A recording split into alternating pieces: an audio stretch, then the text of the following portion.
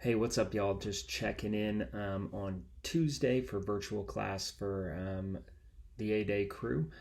Just wanted to follow up on today's assignment and just briefly talk about what you should have discovered through your claim and evidence. So, in class, we kind of talked about this idea of what it is to be alive, specifically living things. What characteristics do they have?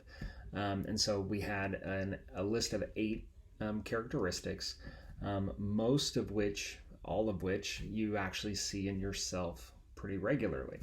The one thing that I asked you to do was to think about viruses and use the sources that I gave you to try to justify whether or not viruses are living or not. Viruses are tricky, okay? And some of you, I know from talking to you, you said the viruses were living. Some of you said viruses were not, and you gave very different pieces of evidence to support that. So I just want to kind of talk about that just for a little bit and kind of describe the complexity of life. So with viruses, it's kind of a torn dilemma, I guess you could say, within science. Some people believe that viruses should be considered living. Some believe that they are not or should not be considered to be living.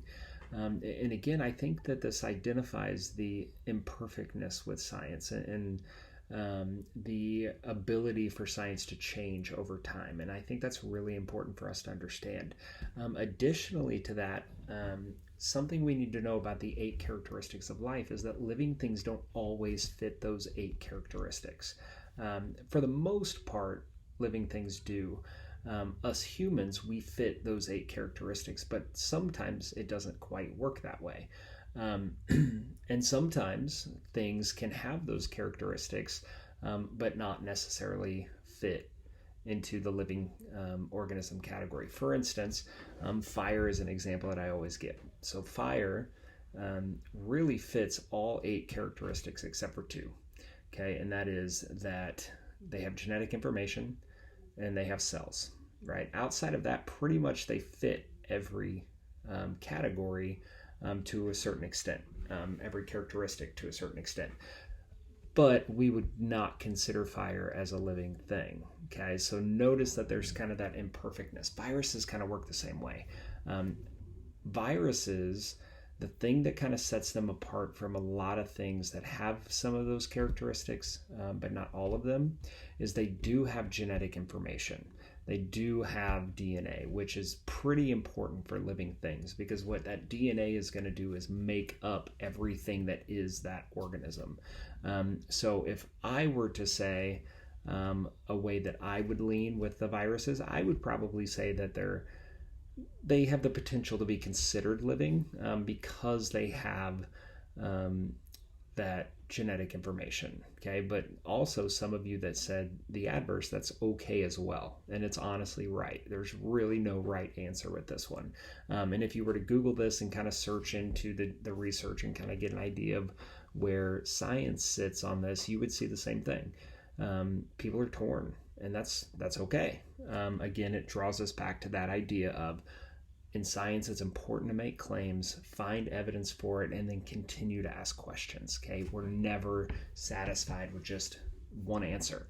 Okay, we always want to find out more.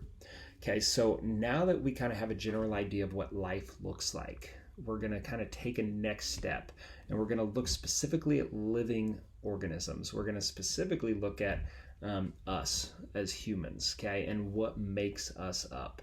We're going to kind of jump into this idea of macromolecules, okay? And so you're going to have an opportunity to kind of dive into that and look at those a little bit today, and then we'll really kind of bring those home on Thursday and Friday. So in this assignment, it's more of a discovery more than anything. So again, there's no right answer. There's nothing that I'm expecting you to have.